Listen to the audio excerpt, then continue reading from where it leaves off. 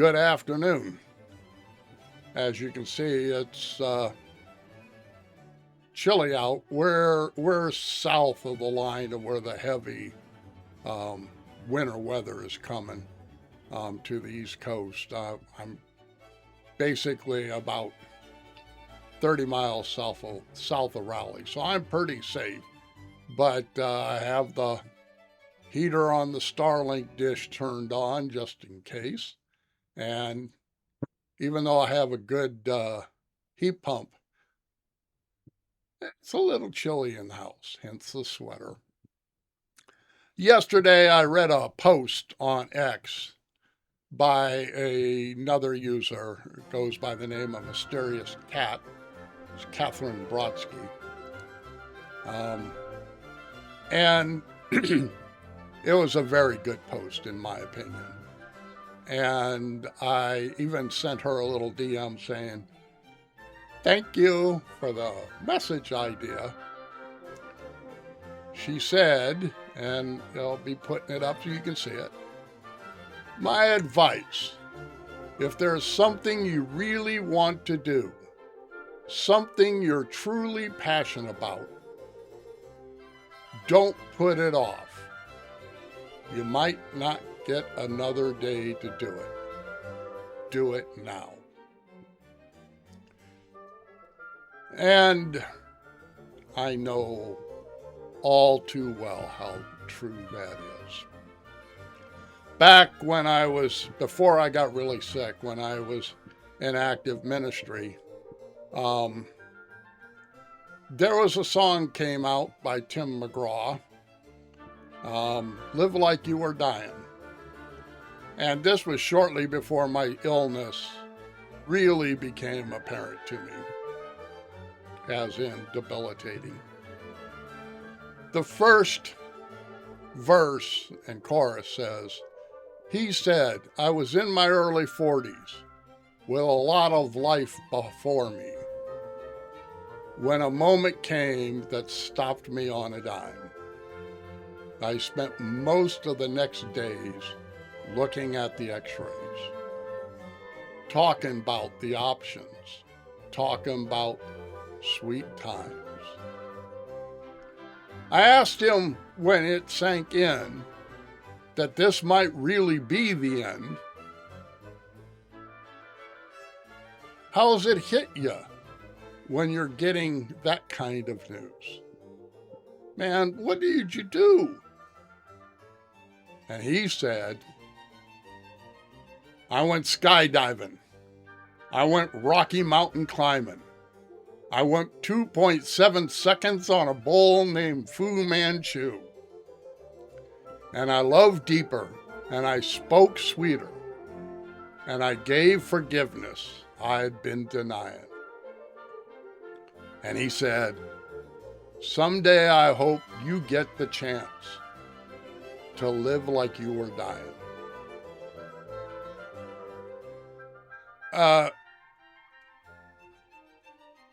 We are all dying. We all need to live like we are dying. I know this personally. I was 37 years old when I was sitting in a cardiologist's office with my then wife. And I still remember him saying, "You have a weak heart." And I was like, "What?" You got to understand, I was 6 foot tall from the time I was a late teenager. I'm 175 pounds. At that point in my life, I was more like 190. But I had a 52-inch chest, and there was no fat on me to speak of. I was big. I was a monster. I never feared for anything. because I was strong. I was powerful.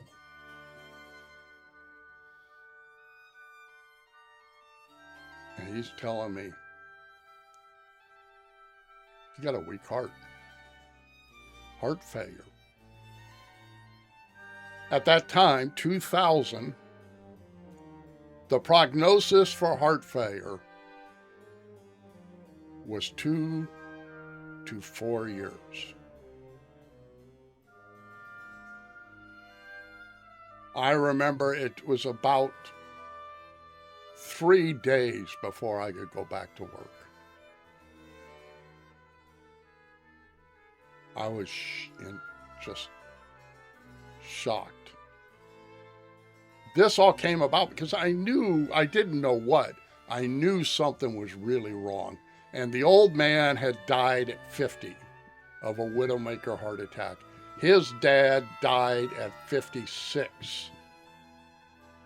And the history in that side of my family with the men was devastating. There weren't elderly Smiths, men. We all died. So when I began to get this sensation that there's something wrong in here, I don't know what, I best described as an impending sense of doom. I finally, 2 years this was going on. And for 2 years, I would be told, I'm fine, you're good. And then finally I took myself to Methodist Hospital in Omaha at 2 o'clock in the morning, told my wife, I'm going to the hospital, there's something not right here, you don't need to get out of bed. There's nothing urgent, but something's wrong. And at Methodist, they wanted to send me home. They had me hooked up in an EKG. I'm 37, I'm young, I'm relatively healthy, and there's no reason for this guy to be here. But my GP knew my family history. And so he insisted that they keep me overnight and they do a stress test on me in the morning. And I remember when I was down there getting ready for the stress test, even then the techs and the nurses were telling the cardiologist who was the attending, the guy's fine. And I remember hearing Dr. Kahn saying, no, he's here. We're going to do the test. It showed it.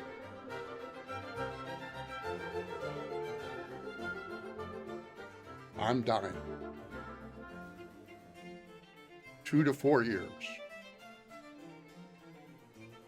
Even today, in 2026, I'm still here. But even today, thinking about that time is hard.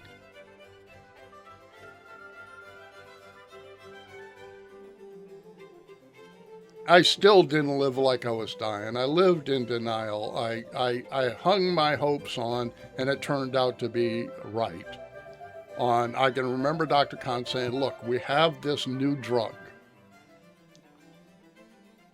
And we think this drug is going to turn heart failure from a severe killer disease into more equivalent to a chronic disease. That drug was Coreg, was the brand name.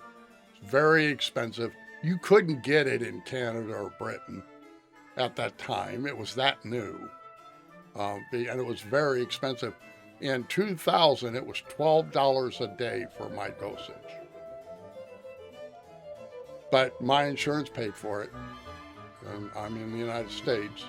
And so I got the Coreg. But I didn't live like I was dying. I made a mistake. I made a big mistake. I went back to the rat race. I went back to focusing on the things that don't matter. I When I was diagnosed, I was in IT. I was not in ministry, but I didn't live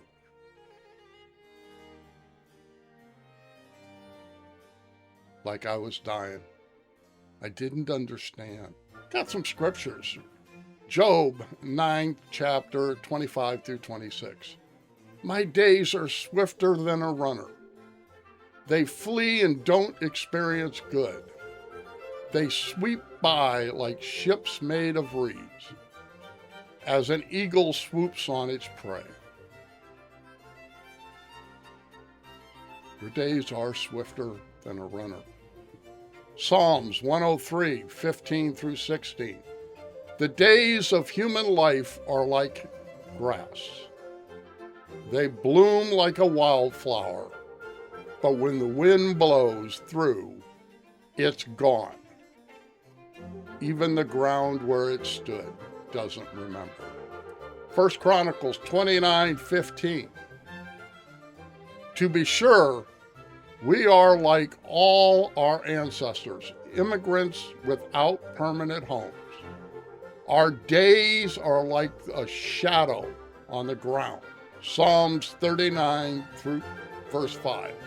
You've made my days so short. My lifetime is like nothing in your eyes. Yes, a human life is nothing but a puff of air. Finally, James 4th chapter, verse 14. You don't really know about tomorrow. What is your life? You're a mist that appears only for a short time before it vanishes. We all have to live like we're dying because we all live on this mortal earth and during this mortal part of our life, no longer than a wisp in the wind. There's a new song out. I did not put down the singer's name. I apologize, sir.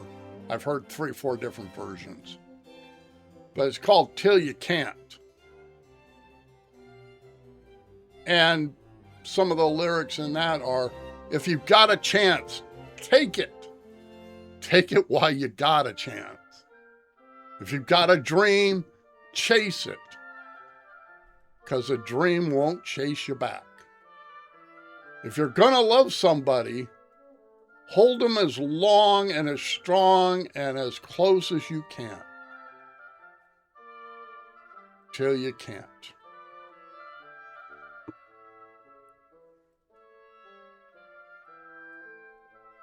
In the end of 2012, right before Thanksgiving, on a Sunday morning, I'm giving a sermon and in my church in Elm Creek, Nebraska. And I'm up there. I'm fine. I got bronchitis going on. Nothing to worry about. In the congregation, couple of nurses, one an ER nurse,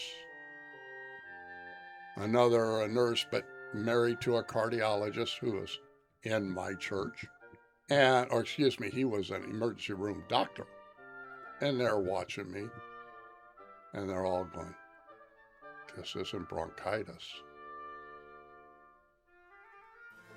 That Wednesday, I was supposed to have a church council meeting, or actually our yearly church conference. I knew I was in trouble, and I took myself right up the street to the doctor. Took me 5 minutes to walk the 30 foot into this office. He was so concerned after he saw the x-rays that he didn't even wait to call an ambulance. We were about 15 miles out of Kearney, Nebraska. He literally had a fellow put me in his car and drive me to the hospital. It was Wednesday afternoon. by Thursday morning, late Thursday morning, they had worked up on everything. They knew exactly what was going on. I now had a cardiologist out there in Kearney who was taking care of me. And my district superintendent came in with my GP, and I remember them standing at the foot of my bed. And my doctor said, if he ever sets foot in a church again outside of worship, it'll kill him. I am retired that instant. Still was unable to live life like I was dying. That took me about 4 months to come to that conclusion. Hey, it is time you live life like you're dying, because you are. For me, it was not riding on a bull named Fu Manchu. For me, it was, you're going to love somebody, hold them as long and as strong and as close as you can. Because there's going to come a day when you can't. And we go back to a line in Tim McGraw's song. He said, he loves deeper and he speaks sweeter. And I gave forgiveness that I've been denied. For me, that is the root of how we should live like we are dying.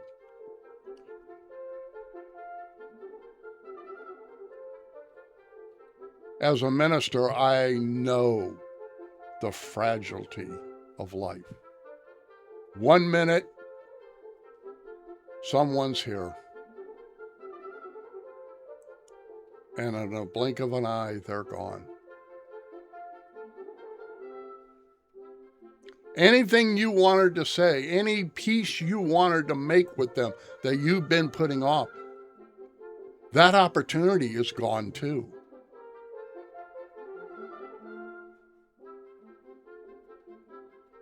You need to live like you're dying, because you are. They are.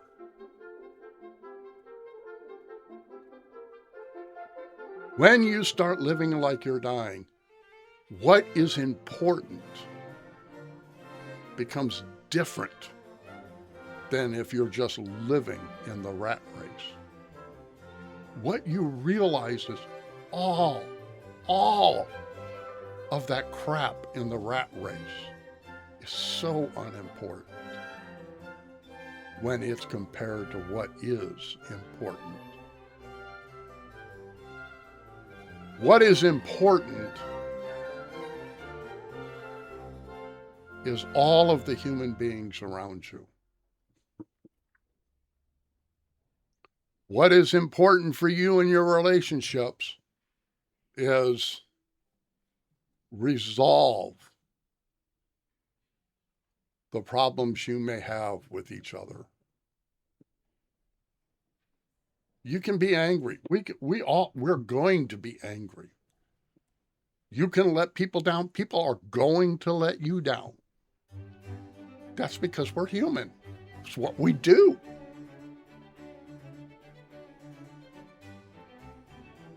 We let people down. We get in squabbles with people. But what we need to do is place those things in their proper position.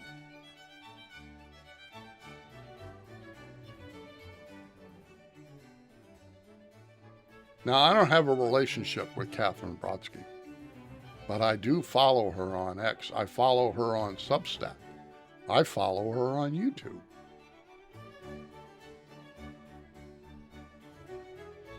Catherine's a liberal loon. She'll smack me if she could, but she's 3,000 miles away from me, so I'm safe. And I'm a conservative loon, by the way. But I don't follow her because I agree with her. In fact, I disagree with her many, many, many times. And sometimes vehemently disagree with her. It's not why I follow her. I follow her because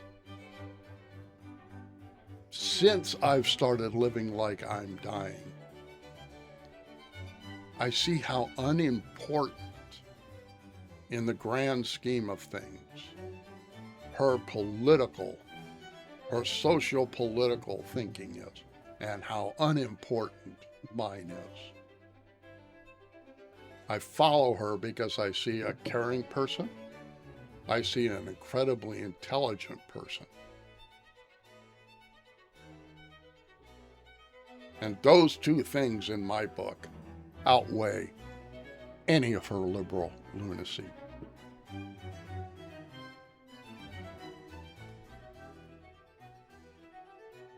We can agree to disagree.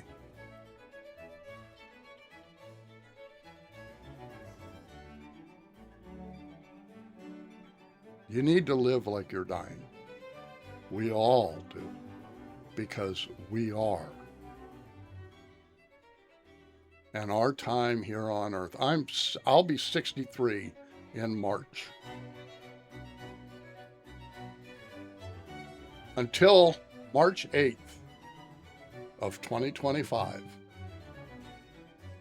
I knew beyond a shadow of a doubt that I can never plan for more than 2 to 4 years, because I wasn't going to be here 90% chance after 2 to 4 years.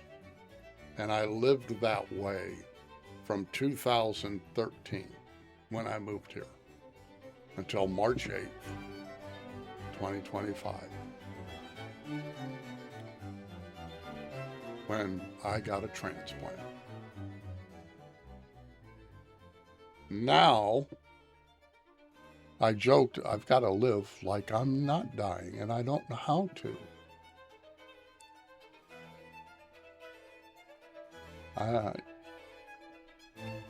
The trick is,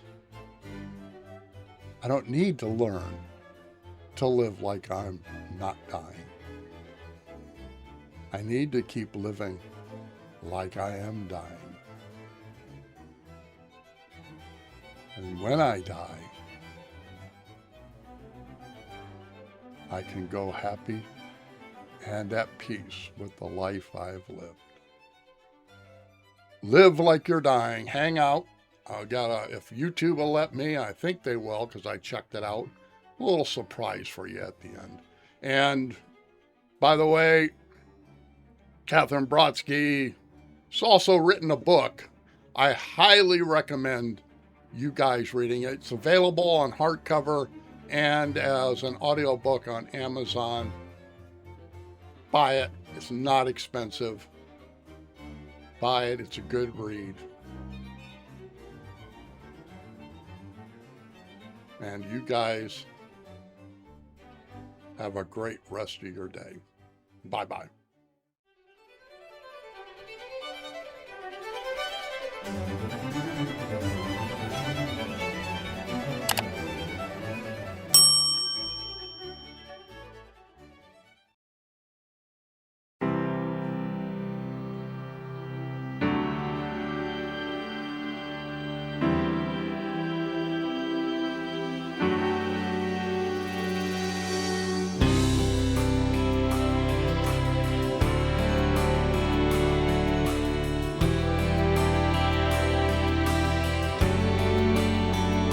Said I was in my early 40s with a lot of life before me, when a moment came that stopped me on a dime.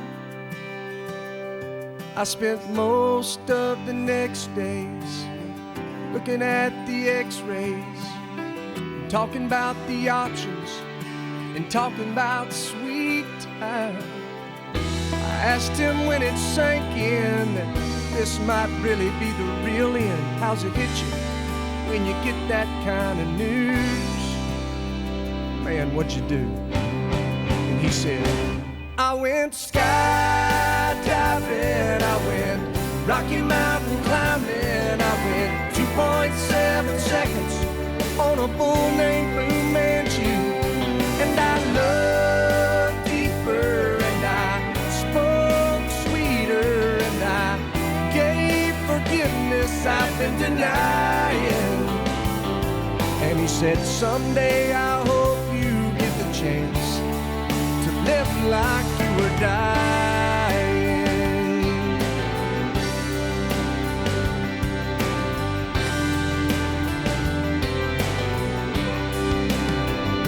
He said I was finally the husband, and most of the time I wasn't. And I became a friend would like to have. And all of a sudden going fishing wasn't such an imposition. And I went 3 times that year, I lost my dad. Well, I finally read the good book and I took a good long hard look at what I'd do if I could do it all again. And then I went skydiving, I went Rocky Mountain climbing, I went 2.7 seconds on a bull named Fu Manchu. And I looked deeper and I spoke sweeter and I gave forgiveness I've been denying. And he said, someday I hope you get the chance to live like you were dying. Like tomorrow was a gift and you got eternity to think about what you do with it. What did you do with it? What did I do with it? What would I do with it? Skydiving, I went Rocky Mountain climbing, I went 2.7 seconds on a bull named Fu Manchu. And I looked deeper and I spoke sweeter and I watched an eagle as it was flying.